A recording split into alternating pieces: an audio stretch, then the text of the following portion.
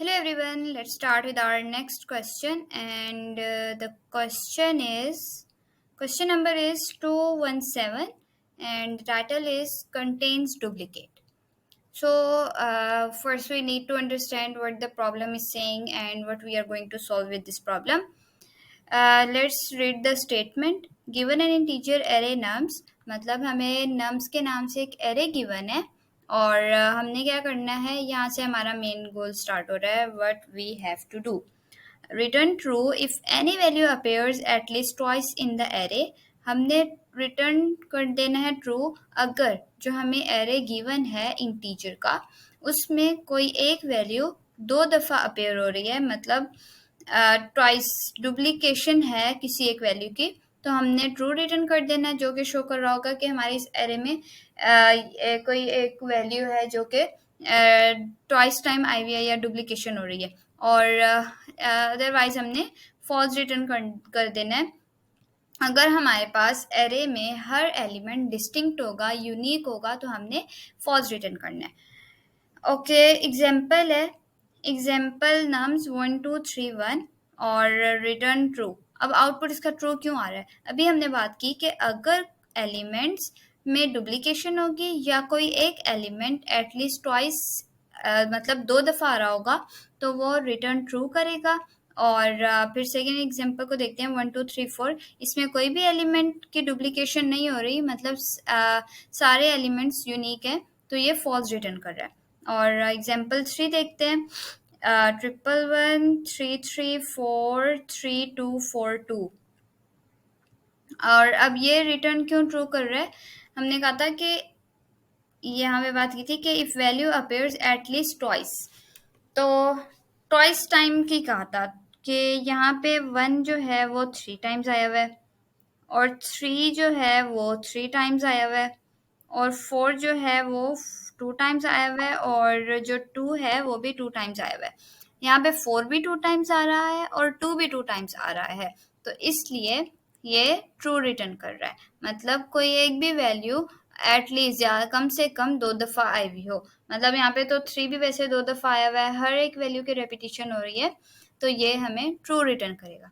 अब ये वैसे तो बहुत इजी क्वेश्चन है. We can solve this question with many ways, with a lot of approaches, but what we need to focus on this, like we just pick that solution that will give us the effective and the efficient solution.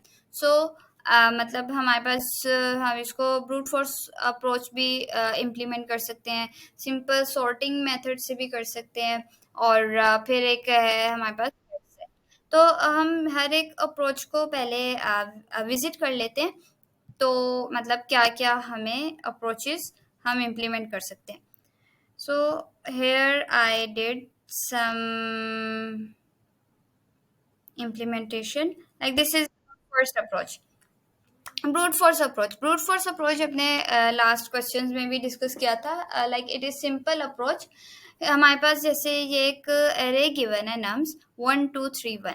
अब brute force approach क्या चीज़ है? हमारे पास हमने starting से start कर लिया. Like एक simple approach है कि we are not going to implement any R on logic. और ये मतलब हमने यहाँ पे 1 2 3 1 है, तो हमारे पास हमने क्या करना है, डुप्लीकेशन चेक करनी है. तो हम इधर सबसे पहले 1 2 को देखेंगे, कंपेयर करेंगे कि ये डुप्लीकेट तो नहीं है, तो फिर हम दोबारा इस 1 को 3 से करेंगे कि इसमें डुप्लीकेशन तो नहीं है. फिर हम इसको इससे कंपेयर करेंगे कि इसमें डुप्लीकेशन तो नहीं है लेकिन इसमें है, तो ये रिटर्न कर देगा क्या, ट्रू. तो लेकिन इधर क्या होगा कि हम every time we are visiting each element, मतलब पहले हम इधर गए फिर दोबारा हम इधर गए, तो इसमें हमारे पास 2 भी आ रहा है, फिर 3 आ रहा है, फिर हम दोबारा इधर गए, तो सारे एलिमेंट्स को बार बार हम विजिट कर रहे हैं. तो यहाँ पे हमारे पास जो टाइम कॉम्प्लेक्सिटी है वो इंक्रीज हो रही है. Time complexity big of N square, मतलब हमारे पास जो विजिटिंग है वो बार बार हो रही है, तो यहाँ पे एन स्केयर है. तो हम क्योंकि यहाँ पे कंपेयर कर रहे हैं कि इसमें डुप्लीकेशन है या नहीं है, तो हमारे पास सेकेंड अप्रोच है कि हम सेकेंड मेथड क्या इम्प्लीमेंट कर सकते हैं. ये हमारे पास सॉर्टिंग मेथड है. no doubt it is, we can say slightly better than the brute force approach. मतलब sorting method में सबसे पहले तो हमने array को देखा, फिर हमने sort कर दिया उसको पहले, कि मतलब sorting arrangement कर दी उसकी, तो 1 1 1 इधर आ गया, फिर 2 3, इसकी ये sorting तो हो गई। लेकिन हमने अब इसमें से हमने sorting array return नहीं करना था, हमने basically क्या करना है कि चेक करना है डुप्लीकेशन।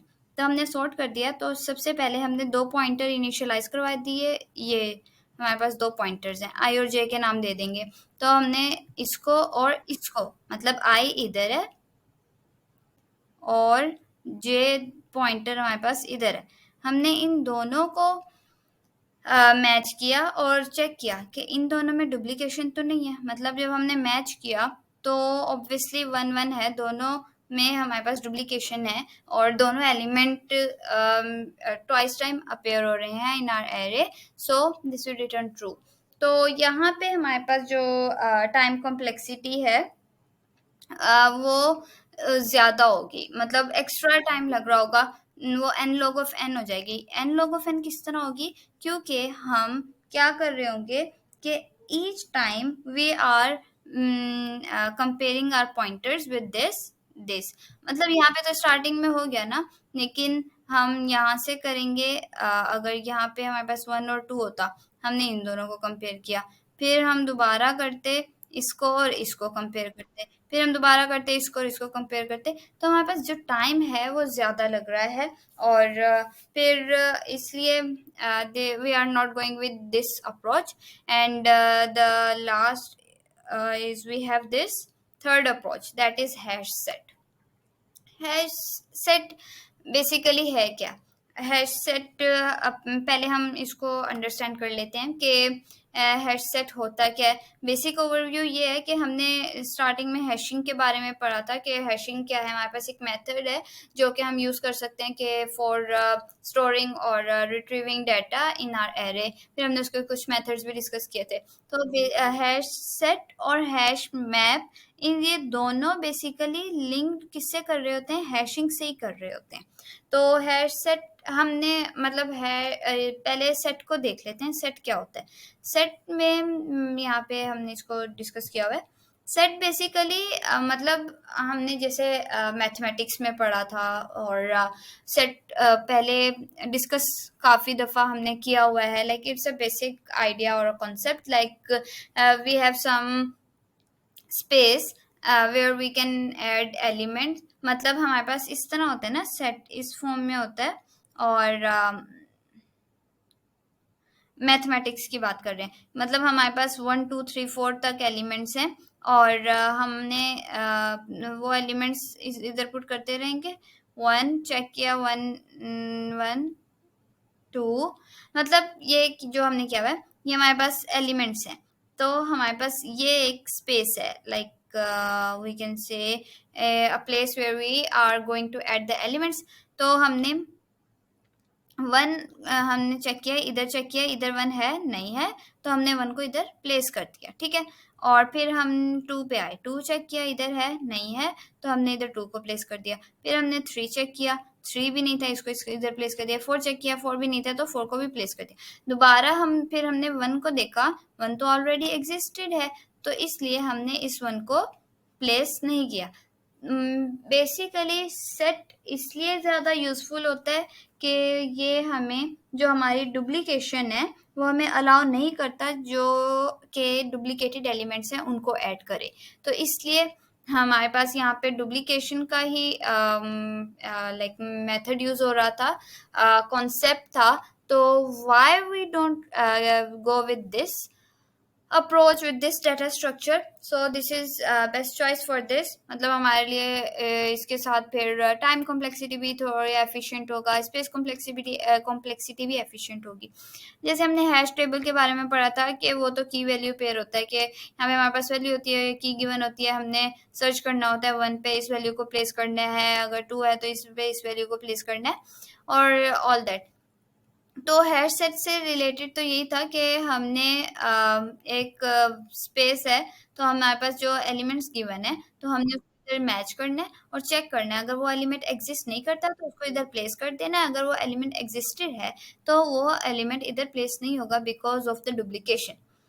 तो सारा सिनेरियो यही था। अब हम इसको इधर इम्प्लीमेंटेशन करते हैं। सबसे पहले हमने कहा कि हम एक क्रिएट कर लेते हैं, लाइक हम कॉल कर लेते हैं। हमने हैशिंग हैश सेट को किया था, कॉलिंग सेट मेथड। हम हैश सेट में स्टोर करवा लेते हैं क्या सेट। ठीक है, एक हमने एम्प्टी सेट क्रिएट कर लिए। तो जैसे ये था, यहाँ पे अभी हमने डिस्कस किया था कि ये एम्प्टी है, ये हमारे पास बेसिकली सेट है। ठीक है, अब हम क्या कर रहे हैं, अब हम इसको कर देते हैं लाइक कमिट और कर देते हैं अंडरस्टैंडेबिलिटी ज़्यादा इजी होगा। हम इधर क्या कर रहे हैं, गोइंग थ्रू एवरी वैल्यू, मतलब हम हर एक वैल्यू को विजिट कर रहे हैं जो कि हमारे पास इनपुट एरे में गिवन है। हम फॉर लूप लगा रहे हैं, for n number in nums, और चेक करते हैं condition if n in hash set. अगर हमारे पास एन जो है वो हैश सेट में है तो क्या कर दो, हमें जो हमारी कंडीशन है रिटर्न कर दो ट्रू। और अदरवाइज हमारे फिर अगर हैश सेट में नहीं है तो उसमें ऐड कर दो। जैसे हमने कहा था कि अगर डुप्लीकेशन है इन द एरे तो वो रिटर्न ट्रू करेगा, और अगर डिस्टिंक्ट एलिमेंट है तो वो कर देगा फॉल्स रिटर्न करेगा। ठीक है, और फिर ये हम लूप से बाहर आ गए और फिर हम कह रहे हैं कि हमें फॉल्स रिटर्न कर दे।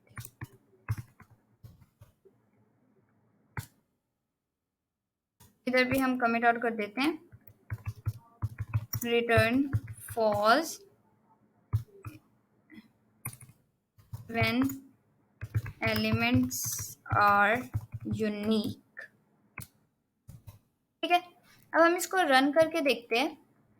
मतलब सबसे पहले तो हमने एक सिंपल एम्प्टी सेट क्रिएट कर लिया और फिर हमने लूप लगाया कि हम नंबर्स में विजिट करेंगे हर एक एलिमेंट को और हम चेक करेंगे। फिर हमने कंडीशन लगाई कि हम चेक कर रहे हैं कि अगर वो नंबर हैश सेट में है तो ट्रू कर दो रिटर्न। मतलब जैसे हमने यहाँ पे देखा था कि 1 चेक कर रहा था, 1 ऑलरेडी है हैश सेट में तो यहाँ पे हमें ट्रू रिटर्न कर देगा, वो एंटर नहीं होगी वैल्यू।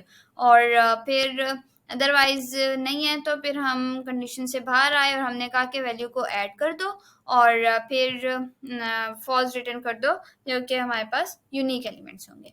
तो ये हमें आउटपुट शो कर रहा है। So this is the output, cases are accepted, now submit the solution। Okay, and I also write the article on this problem, like which approaches I implemented, and I write the pseudocode and paste the screen snapshot of the concepts, like what we understand about this. So you can visit this article for better understanding, and this is on my Medium account, that is Hamna Kasim. So yes, hope you understand it much better, and any suggestion feel free to put in the comment section. Thank you so much. This for all today.